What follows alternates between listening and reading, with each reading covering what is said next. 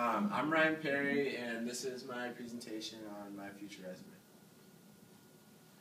The first bullet point that I added to my resume was IU Dance Marathon. And what IU Dance Marathon is it's an organization, it's the largest student-run organization in the Midwest that focuses on helping children at Riley Children's Hospital. Last year, they raised $2.1 million, and how it works is each person individually raises $500, and then they can dance for either 18 or 36 hours, depending on which one they want to do or how much money they raise, and all proceeds obviously go to Riley Children's Hospital. And what Riley does is, one of their policies is that they never turn away a child no matter how much financial need they have. So this money is really important to helping a lot of kids who might not be able to get that help otherwise. And so the committee that I want to be on for IUDM is the fundraising committee. And I'd like to be on the fundraising committee because they're in charge of the most important part, which is raising money for Riley. And what they're in charge of is things like canning, finding sponsors, events at local restaurants, or just anything that they can do to raise money. And how it's going to eventually help me in the future is not only do I get personal satisfaction out of helping people, helping people's lives get better, but at the same time I also get to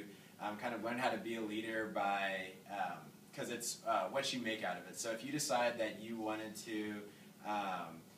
do some sort of charity at a local restaurant, then that's all up to you, and as much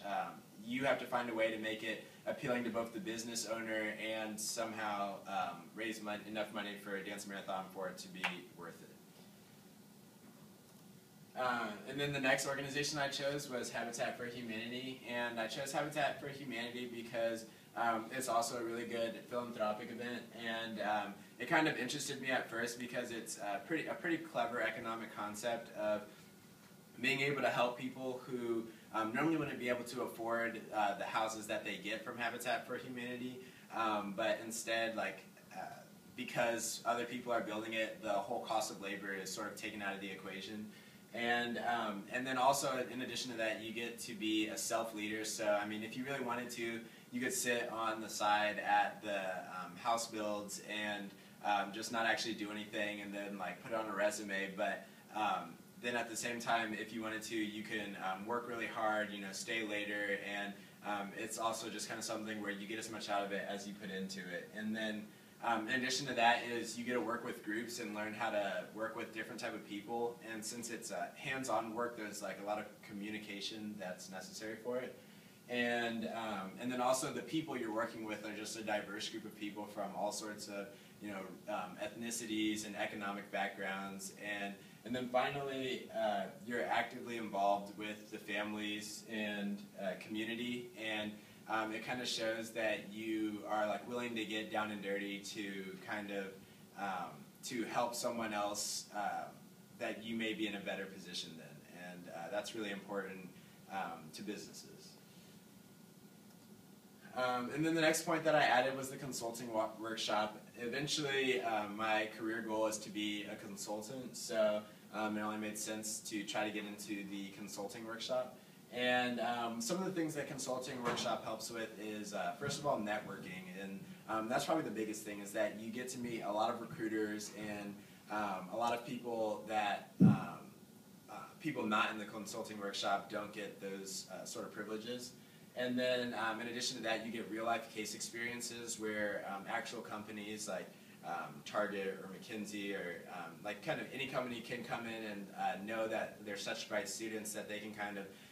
look for a fresh perspective on how to solve a problem. Then in addition to that, you get higher caliber professors, and what they do in the consulting workshop is they train you on how to be a more outstanding applicant, to separate yourself from the many other students in general that will be applying for the same jobs that you are. And then in addition to that, one of the biggest things is that you'll be training with a bunch of other people who are highly competitive and bright students, and it sort of challenges you to be better yourself. So for someone who wants to be in consulting, it definitely helps yourself to make friendships with other people who are going to be in those fields, take classes with them, and make connections with teachers who can send you recommendations who know a lot about the consulting field. And then finally I have business honors, and that happens at the end of your sophomore year. You apply, and then once you get into business honors, you have to take 3 business honors courses. And kind of what the business honors program does is once you apply, and if you get in, then you have smaller class sizes in your honors classes, and you have a specialized advisor, which is a resource that a lot of people take for granted, but having someone who knows a lot about the business school and is really interested in what you're doing is really helpful for your future. And in addition to that, you have a mentorship program, which is maybe even better than an advisor, because when you're a sophomore, you get paired up with a senior mentor that will kind of tell you which teachers to take, which classes to take, and kind of just different ways to be successful that maybe teachers or advisors don't even necessarily know about, but students are able to understand on a different level. In addition to that, you also have leadership development. So when you are a senior or a junior in the honors school or in the business honors program, then you're allowed to help other sophomores who are applying that year and kind of pass on your knowledge to them, and I guess kind of leave a legacy, changing someone else's life by kind of teaching them what classes to take or not to take. And then you get real life case experience, and it's just kind of a more intensive classes. You have to spend a lot more time working, and since it's in the Kelley School of Business, a lot of employers definitely understand how rigorous the program is already, and then doing honors in the Kelley School of Business, they know that it kind of just separates you from the multitude of people who are going to have good grades and graduate from the Kelley School of Business. And then finally, honors I-Corps, you do a case, and